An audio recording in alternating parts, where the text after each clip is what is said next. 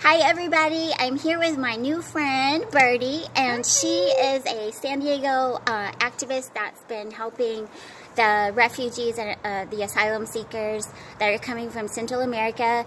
She's a badass. She's done she's done it all. She's in connection with activists from Standing Rock and all over San Diego. People have driven from Tennessee, Iowa, other places all over the country to come and drop things off.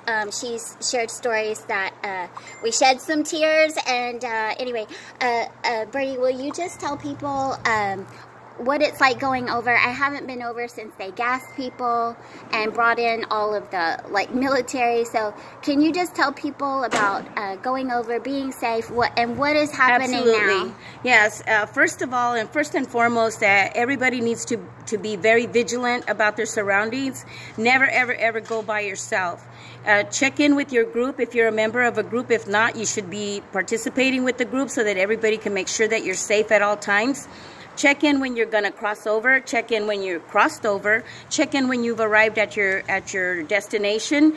Make sure that you check in when you're on your way back, and make sure that after you crossed, you also let them know that you've crossed, so people will know that you're okay and that you're safe and that you got there and you came back all right. That's the first priority. Second priority is that you need to make sure that whenever you take donations, that they are actually being delivered directly to the families, because I know for a fact, it's been proven that a lot of times the people in charge at the camps are asking people to leave and drop off the donations in a bodega, in a warehouse, and it's got tons and tons of donations in there. But when our group members, activists that have gone on the ground and hand delivered the items and asked them, what else do you need? They said, well, we know that there's a lot of donations coming for us, but they're not actually getting to us. There's little kids going around asking for water when they have a ton of water in the bodega. So make sure that when you send people that they actually hand deliver.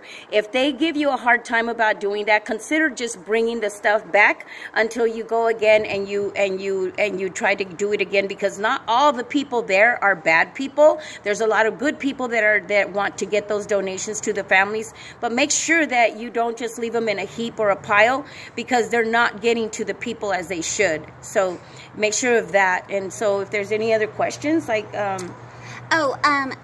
I know that some of the, when they were staying in the sports arena, they had to get moved, and now some other pop-up shelters.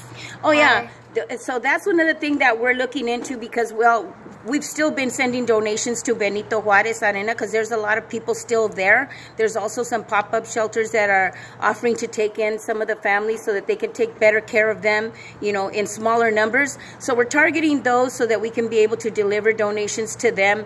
When we find out, we can go ahead and inform the communities out here on where to take their donations as well if they want to support those pop-up shelters, because it's easier to better take care of them when they're in smaller numbers. So it's important to stay in touch with the people that are already doing this work, to give you updates as to how better you can serve the families that are out there. We found out that a lot of people from Tijuana are also standing outside of the camps and taking donations from people acting like they're from Central America, and they're actually selling the items. So you need to make sure that where you're delivering your donations, they're actually for the families from Central America.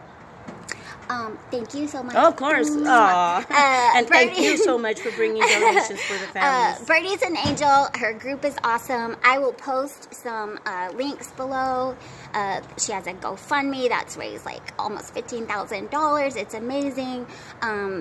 There are some good people out there trying to help, but there's also some shitty people, so we got to be careful and make sure everything gets into the hands of the right people. And above all, first and foremost, be vigilant of your surroundings, and also make sure you take care of your people that you're sending with your donations across. Make sure you take care of them.